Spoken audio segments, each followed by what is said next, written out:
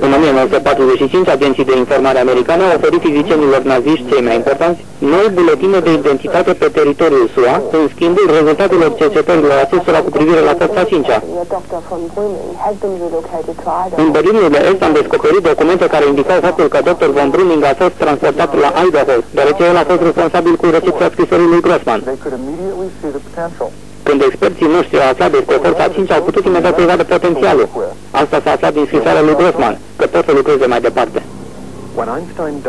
Când Einstein a murit în 1955, o parte din testamentul său conținând codul a fost imediat oprită de CIA.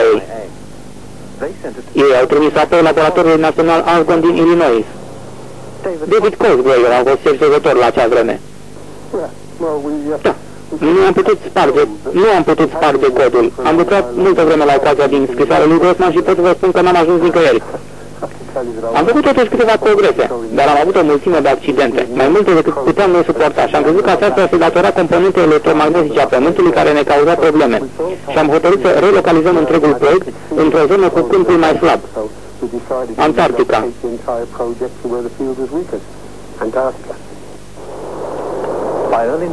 La începutul anului 1957, baza din Antarctica a fost gata de lucru. Aceasta va juca un rol important în marile asasinate care vor urma.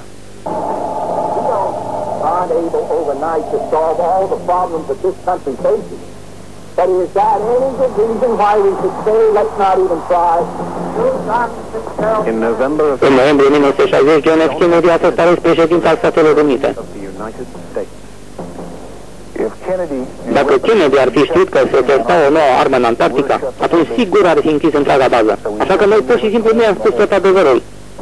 Nu i-am spus că era un fel de stație meteo în colaborare cu Australia. Trebuie să înțelegeți, domnilor, că securitatea asupra viitorului protecției umane și a națiunii depinde de deciziile pe termen foarte lung. Președinții vin și pleacă. E o simplă chestiune de viață. Baza americană din Antarctica era de fapt un teritoriu australian. Și când candidatul prim-ministru Harold Holt a fost trimis la Washington în martie 1963, discuția pe care a avut-o în timpul călătoriei a avut potențialul de a ridica o întreagă conspirație a codului lui Einstein. Aveam calitatea de consilier al lui Holt în problema întâlnirii sale cu Kennedy. În principala întâlnire cu JFK, m-am descurcat chiar foarte bine, dar după convorbiri, Holt a fost puțin intrigat.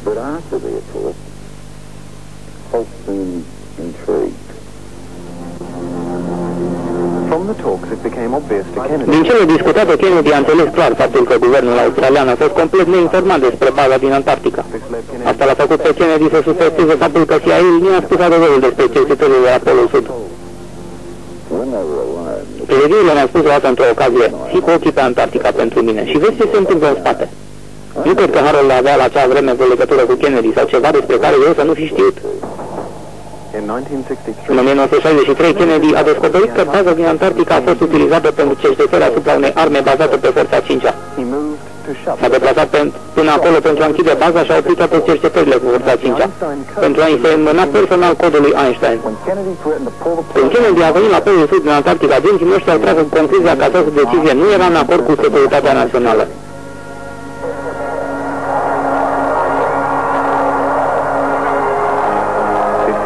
Înainte de sfârșitul lumii, președintele a fost asasinat în stilul militar de foc încrucișat.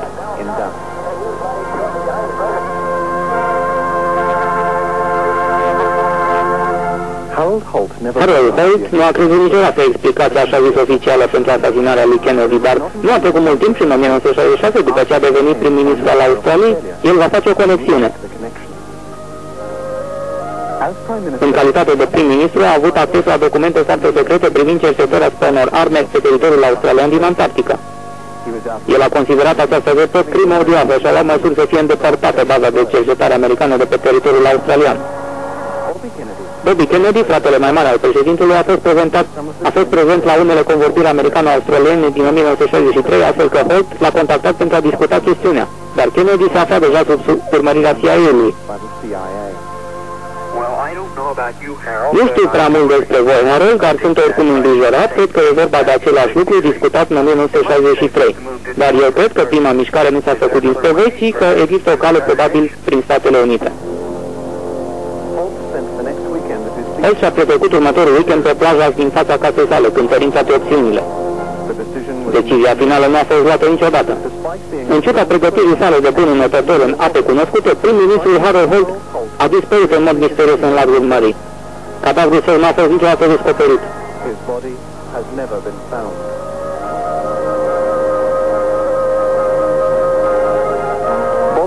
Bobby Kennedy a fost convins că moartea fratelui său și a lui Harold Holt au fost aranjate de CIA. El a simțit că numai puterea prezidențială americană ar putea dezvălui această conspirație și după ce prima sa campanie s-a încheiat cu succes, Bobby s-a simțit atras de Casa Albă. Nu a ajuns niciodată acolo. Kennedy a fost împușcat în timpul unei sărbări electorale de un imigrant iranian angajat de CIA.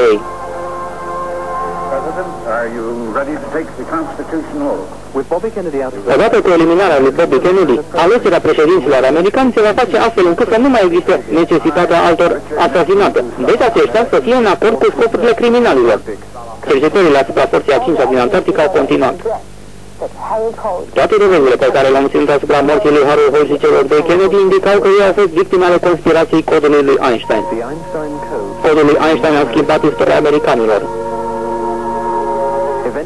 De obicei, aceste țesături de intrigi sunt răspândite numai în spatele cortinei de fier și nu către publicul larg, forțându-i pe agent să ucidă un bancher internațional și să fură testamentul lui Einstein depus în arhivele Vaticanului.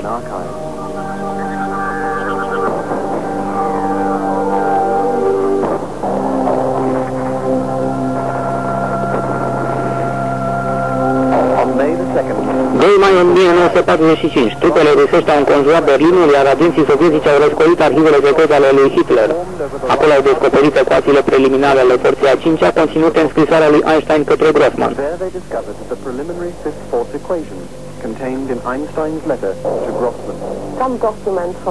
Unele documente din arhiva Raivului au fost preluate de Academia Sovietică de Știință împreună cu scrisoarea lui Grossman. După examinarea scrisorii, șavanții și-au dat seama de uriașul potențial militar al forței a 5-a și directorul Academiei, dr. Misha Tajadovski, a trimis o delegație lui Stalin.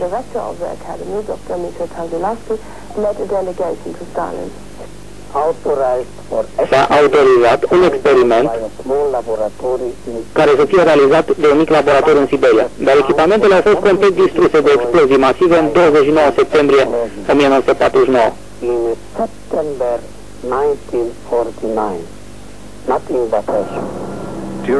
În perioada anilor 1960, atât estul cât și vestul erau extrem de tulburate dacă adversarul făcea progrese cu forța 5-a. Secretarul de stat al Marinei Britanice, William Vassie, a fost desemnat de KGB să se ocupe cu spionarea cercetărilor forței a 5-a în vest.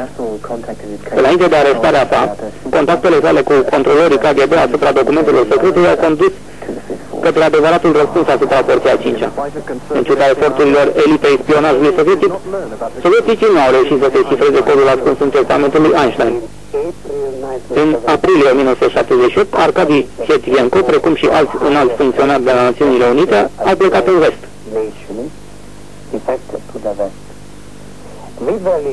Noi credem că el le-a indicat americanilor faptul că Uniunea Sovietică făcea cercetări grele asupra forței a 5-a cu rezultate dezastruoase.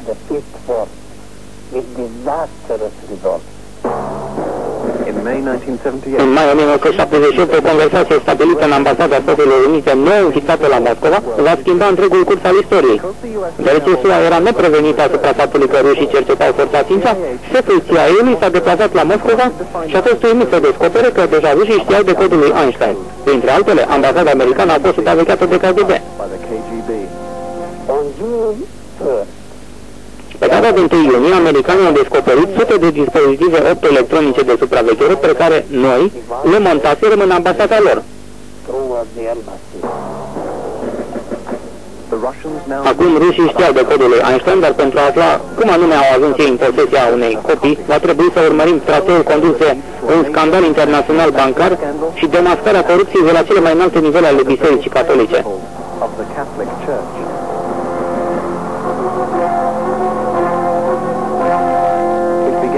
Totul a început în anul 1946, când anumiți oficiali ai Vaticanului au ajutat ofițeri din înalta elită nazistă să fugă în America de Sud la schimbul unor documente secrete naziste.